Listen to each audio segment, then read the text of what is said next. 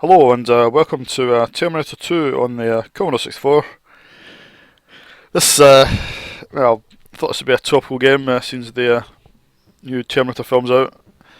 Thought we'd revisit this one.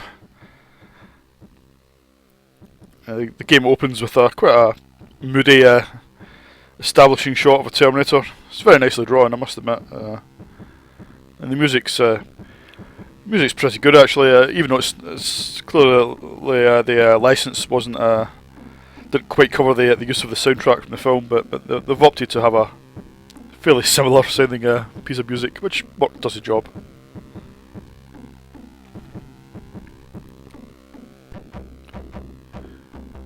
Now this follows the usual Ocean format of film licenses, so it's a sequence of little sub games. Some are better than others.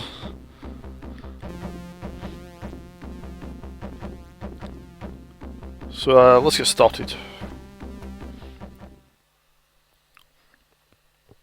Now I'm playing the cartridge version here, which I think the game did get a release on cassette and disc, but I would imagine the multi-load is not much fun, so I'm sticking with the cartridge version here. Right, and there's lots of nice little presentation screens that link together the various bits of the plot. So here we get going. An officer of the law enters the amusement arcade in search of John Connor, a 10-year-old boy who just turned over the local cash points. John exits the arcade only to be confronted by a menacing figure, T-800. In a blur of confusion, the T-800 opens fire on the officer, who shrugs off the bullets and advances. And quite a nicely drawn picture there. And let's get started.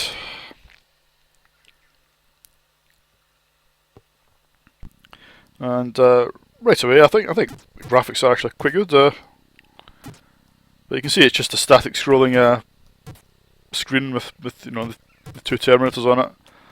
I'm also controlling the Arnie lookalike. I think the little caricatures at the bottom are quite nicely drawn actually. Don't forget, it's only a C64. You're not going to get uber realistic graphics here, but it's pretty good, I think. The animation's okay. What I don't like is the gameplay, which I think is not very good at all. I feel like limited moves, but it's just your luck whether the T1000 blocks them or not. There's no move that's any better than any other move. Just complete luck. It's like you don't have much influence over the game.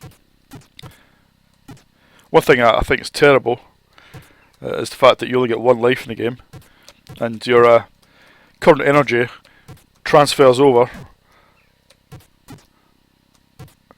from level to level. So if you do really badly on a level like this one, the amount of energy you've got to start the next level is just so low that it's almost impossible to make any progress.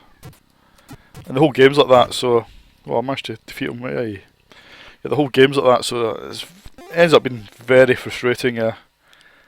It's quite a poor design choice.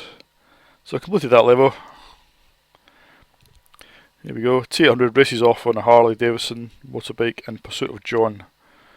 So, a reenactment of the famous sort of storm drain scene in Terminator 2. Right, let's keep going.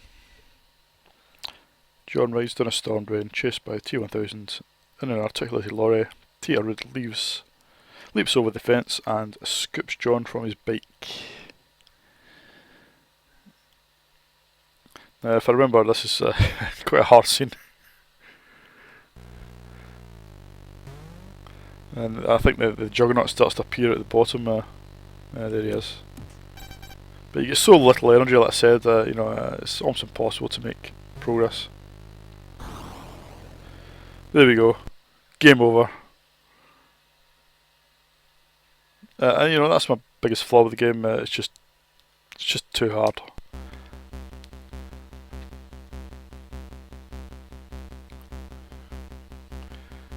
If some of the other levels are I think you At one point you control Sarah Connor trying to escape the asylum. That's a horizontally scrolling sort of scene. There's a sliding puzzle scene where you put together Arnie's face. That gives you more energy, I think. That's probably about halfway through the game, so that's quite useful.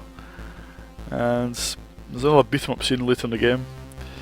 And yeah, that's about it really. I think there's a scene. Yeah, there's another driving scene as well, I think. And that's it. So that's Terminator 2 for you. It's very polished. It looks and sounds great.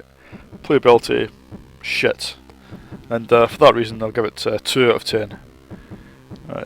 It's a very frustrating and poorly designed game. Quite a disappointment, really. Okay, that's all for this video.